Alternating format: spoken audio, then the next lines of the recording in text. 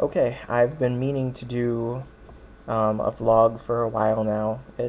It's been quite a while since my last one, and I had wanted to do a live journal post reviewing some things that I've watched recently. Most specifically, Happy Town, the new show on ABC. So I'm going to do a vlog with reviews for Happy Town and the movies Pandorum, 500 Days of Summer, and Nightmare on Elm Street, which I just got back from watching. I've been up since midnight, and it's now about 9:30. So it's a perfect time for a vlog, I think. Um, and here we go. The first movie I'll talk about is Pandorum. It's kind of like a sci-fi horror kind of movie. Um, there's a pretty decent cast in it, but it's just not a great movie. Like, honestly, I had to play a video game while I was watching the movie just so that I could get all the way through. Um, and talking with some friends who've also seen it, like, I don't think I found a single person who has enjoyed it. So just steer clear of it. It's not worth your time. A lot of it has been done before in other movies anyway. Uh, but a movie that I did really like is 500 Days of Summer with Zoe Deschanel and Joseph Gordon-Levitt, and it's a movie that I saw when I had gone home in December for Christmas. But I had been so sleep deprived that I kind of slept through the movie and I didn't really know how I felt about it. Um, but I watched it again this morning and I really loved it. It's a great movie, and really, like, anything with Joseph Gordon-Levitt in it is going to be good. He is just really great at picking good projects, and he is a magnificent actor.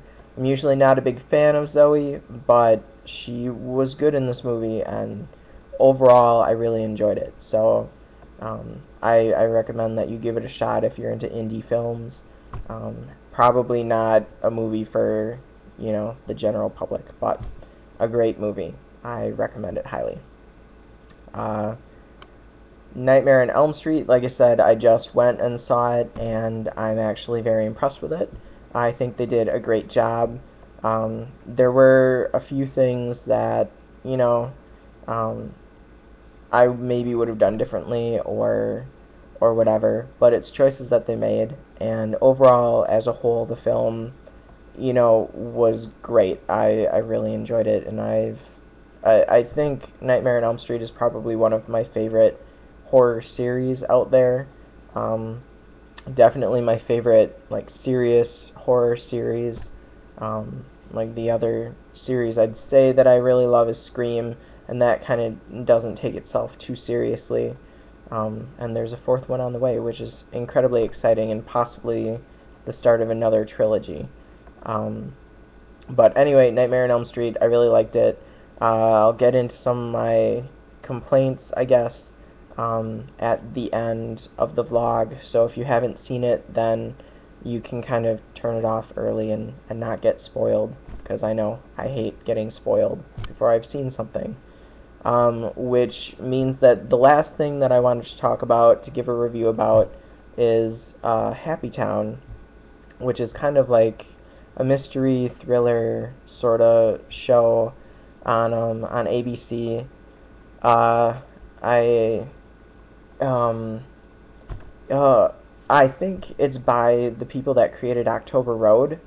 Uh, it it just seems to have like a similar narrative, I guess, a similar kind of speech with the characters. And they definitely created their own kind of like speech, maybe dialect. I don't know, it like phrases and stuff that they use.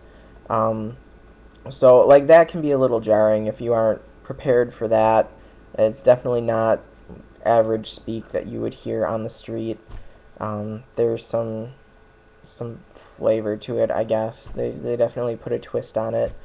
As far as like the mysteries, like the show has been compared to Twin Peaks a bit, and as far as the mystery and whatever, it's not quite there yet for me. There was enough, especially near the end of the episode, it got kind of like more interesting, and it sounds like they're going to kind of either introduce and solve, or at least solve an existing mystery each week, um, so that they don't fall into like the Lost pattern or recent Heroes pattern where they don't wrap something up or they leave things hang out there too long and it gets a little stale. It sounds like they're going to try to wrap something up every single week or every single episode. Um, the cast is kind of a mixed bag. Like they've got Amy Acker, who I love. You would probably know her from Angel or from Dollhouse, or she kind of hangs out in the Whedonverse, which is fine. Like I dig it. So Amy Acker, I love her, and they didn't give her a lot to do in the episode, but she's Amy. Like she's good. She did her part. Jeff Stultz, you'd maybe know him as the uncle from Seventh Heaven. Uh, he wasn't one of the main family, but he was an in-law and just annoying. Like every 3 seconds he'd be like, I'm the uncle, and he's better in this show. I'm not sold on him yet, but it's probably because I've still got a bad flavor in my mouth from Seventh Heaven. And then there are a few people who pop up from October Road and other shows that you've probably seen. Abe Ben-Ruby shows up, who was in ER, and he did, I think, an episode or two of Buffy, and he's just one of these people who's in kind of everything. I think he was in Men in Trees for a little while. So you'll see some familiar faces. Like I said, near the end of the episode, things got a bit better, and I became a little more invested. So I'll at least give it a few more episodes to see if I'll stick with it or not. But yeah, so now is the point where you turn this off if you don't want to know anything about Nightmare on Elm Street. You've been warned. Okay, so things that I maybe didn't like I think that they made Freddy look like a little more natural burn victim, a little more realistic, and I miss kind of the stylized look to him. I think they took a little of his humor away. Near the end of the movie, they kind of worked a little more of it in, and that's kind of what makes him interesting. Like he's kind of he gets the joke, I guess. He really takes pleasure. He has fun with what he does. So like it was kind of missing in the beginning, but it popped up, and it was fine. You really got a better feel for him near the end of the movie.